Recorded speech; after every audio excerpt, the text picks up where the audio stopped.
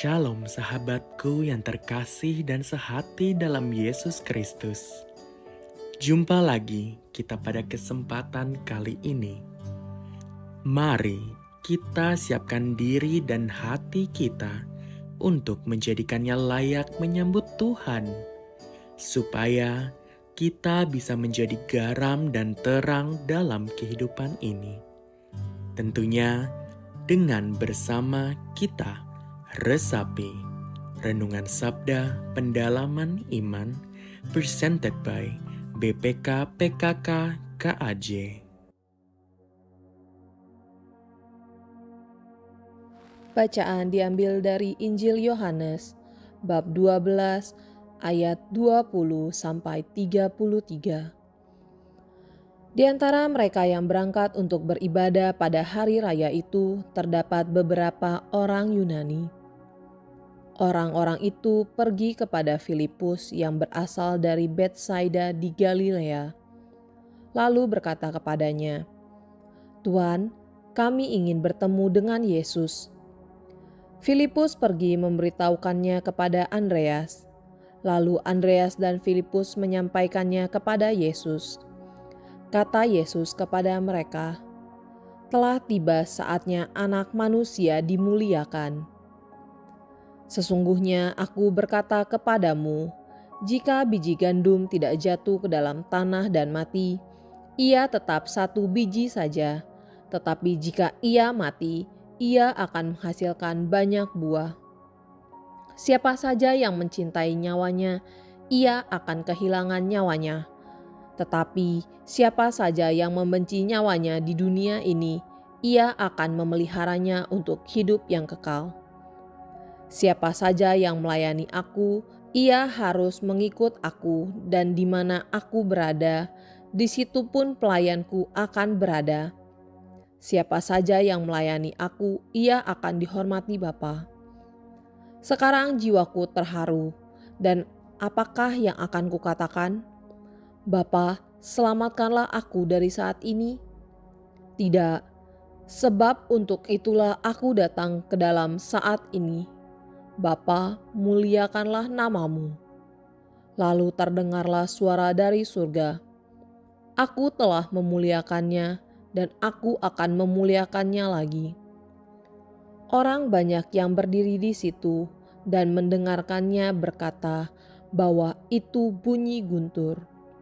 Ada pula yang berkata, "Seorang malaikat telah berbicara dengan dia."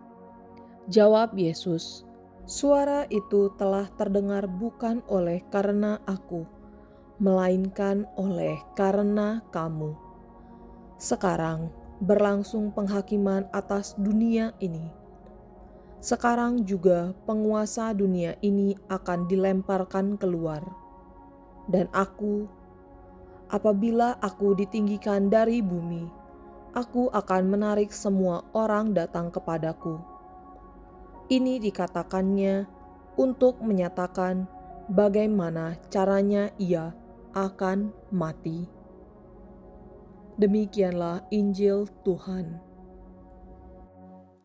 Shalom bro and sis yang dikasihi Tuhan. Semoga kita semua dalam keadaan yang sehat, penuh damai sejahtera dan selalu diberkati oleh Allah. Hari ini merupakan Minggu Prapaskah yang kelima. Hari Minggu terakhir sebelum kita memasuki Pekan Suci, di mana kita merenungkan kasih-Nya yang luar biasa melalui peristiwa sengsara, wafat, dan kebangkitan Yesus Kristus. Dalam bacaan Injil yang kita renungkan hari ini, diceritakan orang-orang Yunani pergi ke Yerusalem untuk merayakan Paskah. Dan mereka bermaksud untuk bertemu dengan Yesus. Tentu mereka sudah mendengar banyak hal tentang Yesus, tentang mukjizat-mukjizat yang dilakukan Yesus, dan bermaksud bertemu untuk memastikan tentang kebenaran hal yang mereka dengar tersebut. Orang-orang Yunani ini mendekati Filipus, salah seorang rasul, agar dapat bertemu dengan Yesus. Lalu Filipus meminta bantuan kepada Andreas, kemudian mereka berdua pergi menemui Yesus untuk menyampaikan keinginan orang Yunani untuk bertemu dengan dia. Bro and sis, ketika kita menerima permintaan atau ajakan dari teman atau kerabat kita untuk bertemu, kemungkinannya hanya dua. Yang pertama adalah kita menerima ajakan tersebut dan bertemu. Atau yang kedua, kita menolak dan memberikan alasan-alasan. Seperti, sorry, saya lagi sibuk, atau sorry, saya sudah ada janji yang lain. Tetapi Yesus memberikan jawaban yang berbeda. Dan jawaban itu dapat kita baca di dalam ayat ke-23. Yesus menjawab, telah tiba saatnya anak manusia dimuliakan. Dimuliakan di dalam Injil Yohanes berarti disalibkan. Dan bagi Yesus, disalibkan adalah jalan menuju kemuliaan. Setelah Yesus memberikan jawaban ini, Yesus kemudian memberikan perumpamaan yang dapat kita lihat di dalam ayat ke-24. Sesungguhnya, jikalau biji gandum tidak jatuh ke tanah dan mati, ia tetap satu biji saja. Tetapi, jika ia mati, ia akan menghasilkan banyak buah. Gambaran biji gandum yang jatuh ke tanah, mati dan menghasilkan banyak buah adalah gambaran kematian Yesus sendiri. Yesus rela mati di kayu salib karena kasih-Nya yang luar biasa kepada kita dan bentuk ketaatannya terhadap kehendak Bapa. Sesuai dengan apa yang diceritakan dalam bacaan kedua hari ini, surat kepada jemaat di Ibrani, bahwa Yesus belajar untuk taat dan menjadi pokok keselamatan abadi. Derita salib pada saat itu mungkin menjadi suatu aib. Tetapi melalui peristiwa penyaliban Yesus menjadi suatu waktu untuk peninggian dan pemuliaan Allah Bapa dan Yesus. Di mana melalui kematian Yesus ini, ia menghasilkan begitu banyak buah keselamatan bagi umat manusia. Dan kita semua ditarik menuju kepada kasih Yesus itu yang ditinggikan, disalib untuk mengalami keselamatan. Setelah Yesus memberikan perumpamaan tentang biji gandum ini, Yesus berpesan kepada para rasul, barang siapa mencintai nyawanya, ia akan kehilangan nyawanya. Barang siapa tidak mencintai nyawanya, ia akan memeliharanya untuk hidup yang kekal. Injil Yohanes bab 12 ayat ke-25. Yesus berpesan hal ini kepada para rasul, barang siapa mencintai nyawanya, Yesus ingin mendeskripsikan orang-orang yang terus mempertahankan apa yang mereka miliki, mereka sukai dan mereka banggakan. Memang, apa yang kita pikirkan tersebut suatu saat bisa jadi menjadi milik kita. Dan akan memberikan kebahagiaan, tetapi kebahagiaan itu sifatnya terbatas. Terbatas dari apa yang kita pikirkan saja dan sifatnya sementara. Sebab kita harus rela ketika kita harus kehilangan hal tersebut suatu waktu nanti. Namun Yesus juga memberikan nasihat barang siapa tidak mencintai nyawanya. Di sini Yesus tidak bermaksud bahwa kita tidak menghargai diri kita atau tidak menganggap diri kita. Tetapi Yesus mau mengajak kita untuk mematikan hal-hal yang bersifat duniawi dan mau berfokus untuk mengejar hal-hal yang terkait dengan hidup yang kekal. Bro and sis, hari ini Yesus juga mengajak kita untuk mengikuti Dia. Mengikuti Yesus pada zaman seperti ini bukan berarti kita harus mati secara fisikal di kayu salib. Tapi komitmen kita untuk mengikuti Yesus, memikul salib bersama Yesus, adalah mau bersedia menerima penderitaan dan membuka diri untuk rencana Allah yang terkadang berbeda dari apa yang kita harapkan. Penderitaan yang terjadi dalam hidup kita bisa jadi karena kesalahan kita sendiri. Misalnya, karena pola hidup yang tidak sehat, kebiasaan judi, atau gaya hidup yang tidak sesuai dengan kemampuan kita. Tetapi ada juga penderitaan yang diizinkan Tuhan terjadi dalam hidup kita untuk membuat kita menjadi pribadi yang lebih baik lagi. Seperti yang dikatakan oleh Santo Ignatius Loyola, yaitu jika Tuhan mengirimkanmu banyak penderitaan, itu tandanya punya rencana besar kepadamu. Dan tentunya ingin menjadikan kamu orang suci. Sehingga kalau kita mau menggabungkan penderitaan kita dengan penderitaan Yesus di kayu salib, yaitu menyelesaikannya sampai akhir, maka penderitaan itu akan jauh lebih bermakna, bukan hanya sekedar menjadi suatu kesulitan dalam hidup kita. Ya, jauh lebih bermakna sebab penderitaan itu menjadi sarana bagi kita untuk maju dan berkembang. Dan proses untuk melewati penderitaan itu menjadi saat-saat untuk pemurnian dalam hidup kita. Bro and sis, saat ini kita berada dalam penderitaan kita masing-masing. Apakah penderitaan itu membuat kita mudah menyerah, putus asa, dan hilang harapan? Atau justru penderitaan kita saat ini menjadi pemantik bagi kita untuk maju dan berkembang dengan cara memiliki pola pikir yang kreatif, inovatif, agar dapat mencari solusi dari penderitaan kita. Kita dapat menyelesaikan dan keluar dari penderitaan tersebut. Saat-saat dan proses kita melewati penderitaan adalah waktu bagi kita untuk pemurnian.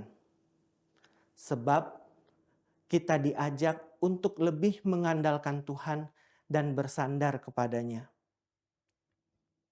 Dan ketika kita mampu bertahan sampai akhir, kita ditempa untuk menjadi pribadi yang lebih kuat, lebih tahan uji untuk melewati perjalanan kehidupan kita selanjutnya. Bro and sis yang dikasihi Tuhan, saya adalah seorang penyandang disabilitas sensorik netra, di mana gangguan penglihatan yang saya alami ini semenjak bulan Juli tahun 2020. Saat kejadian ini terjadi, jujur itu menjadi suatu titik terendah dalam hidup saya. Saya tidak bisa menerimanya, saya marah, saya kecewa. Dan sempat saya berpikir, menjadi seorang penyandang disabilitas itu gak bisa bikin apa-apa. Saya harus keluar dari pekerjaan saya. Saya mengakui menjadi seorang disabilitas, aktivitas kita pun terbatas. Tapi puji Tuhan, saat ini saya masih mau belajar untuk menerima dan menyesuaikan dengan keadaan saya. Saya juga mau membuka diri kembali dengan mencoba aktif di dalam kegiatan-kegiatan di gereja.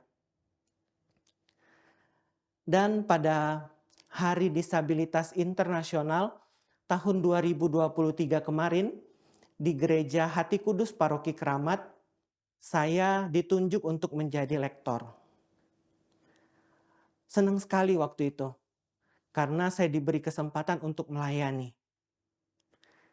Tapi saya sadar Menjadi lektor berarti membaca firman Tuhan yang ada di Alkitab. Berbeda ketika kita melakukan sharing iman, di mana kita dapat merangkai kata, mengungkapkan apa yang kita rasakan terhadap kemurahan, kebaikan, dan kemuliaan Tuhan dalam hidup kita. Tetapi menjadi lektor kita harus baca kata per kata, kalimat per kalimat, sesuai dengan apa yang tertera di dalam Alkitab. Wah, ini menjadi suatu kesulitan bagi saya, sebab saya penyandang disabilitas yang masih baru dan belum terlalu fasih menggunakan huruf Braille. Tapi bagaimana saya dapat menjalankan tugas ini? Lalu saya terpikir satu cara, yaitu dengan cara menghafalkannya.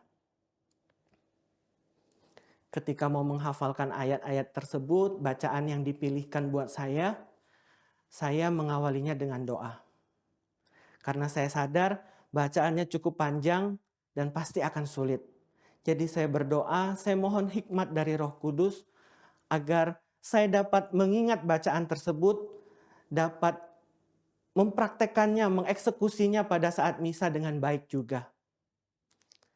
Dan puji Tuhan, pada saat misa inklusif tersebut, memang awalnya agak keseleo sedikit. Tetapi sampai akhir saya dapat menyelesaikannya dengan baik. Saya amat bersyukur sebab yang awalnya saya berpikir saya nggak bisa. Ini merupakan hal yang mustahil. Tetapi ketika kita mau berpikir lebih keras, berusaha lebih giat, dan tidak lupa menyertakan Tuhan, maka tidak ada usaha yang sia-sia. Apalagi ketika usaha itu sesuai dengan rencana Tuhan bagi hidup kita. Penderitaan yang saat ini kita alami dalam hidup kita jangan menjadi suatu hambatan bagi kita untuk berbuah, entah itu dalam kehidupan kita sehari-hari ataupun berbuah di dalam pelayanan. Tetapi mari kita belajar seperti Yesus yang mau taat dalam penderitaannya dan mau menggabungkan penderitaan kita seperti penderitaan Yesus di kayu salib. Agar pada akhirnya kita dapat keluar sebagai pemenang. Bro and sis, sebentar lagi kita akan merayakan Paskah. Mari kita mohon rahmat kekuatan daripada Tuhan agar dapat kita menyelesaikan setiap penderitaan dalam hidup kita. Sebab sebagai orang yang beriman, kita yakin dan percaya bahwa di balik penderitaan, di balik salib, ada damai sejahtera dan sukacita. Amin. Mari bro and sis kita satu hati di dalam doa. Dalam nama Bapa dan Putra dan Roh Kudus. Amin. Allah Bapa yang bertahta di kerajaan surga, Allah Tritunggal Maha Kudus, puji dan syukur kami panjatkan kehadirat-Mu ya Bapa. Kami dapat merenungkan firman-Mu hari ini. Bapa, kami juga bersyukur untuk setiap berkat kasih dan penyertaan-Mu dalam hidup kami. Untuk setiap hal-hal yang boleh terjadi dalam hidup kami, entah itu hal yang menyenangkan atau di luar dari harapan kami. Sebab kami yakin dan percaya semua itu seturut dengan kehendak-Mu. Untuk menjadikan kami pribadi yang lebih baik lagi. Bapa, kami juga bersyukur untuk firman yang boleh Kau taburkan hari ini kepada kami. Untuk setiap teladan, untuk setiap pesan yang ingin Kau sampaikan kepada kami. Ketika kami saat ini berada dalam penderitaan ya Bapa, kami ingin belajar taat seperti putra-Mu yang terkasih Yesus Kristus. Kami juga ingin belajar menjadi biji gandum yang jatuh ke tanah mati dan menghasilkan buah yang berlimpah. Kami mohon ya Tuhan, rahmat kekuatan yang berasal daripada-Mu. Agar ketika kami dalam penderitaan, permasalahan hidup kami masing-masing ya Bapa, kami dapat menyelesaikannya, keluar sebagai pemenang bersama Kristus. Kuatkan bahu kami Tuhan untuk memikul salib, seperti putramu yang terkasih memikul salib ke Golgota. Ya Tuhan, kiranya apa yang kami lakukan, usaha-usaha kami untuk keluar dari penderitaan, untuk semakin maju dan berkembang ini dapat menjadi garam dan terang dimanapun kami berada. Setiap doa, permohonan, dan ucapan syukur ini kami naikkan melalui perantaraan Tuhan kami Yesus Kristus yang bersekutu bersama Allah Bapa dan Roh Kudus yang berkuasa kini dan sepanjang segala masa. Amin. Dalam nama Bapa dan Putra dan Roh Kudus. Amin. Tuhan Yesus memberkati.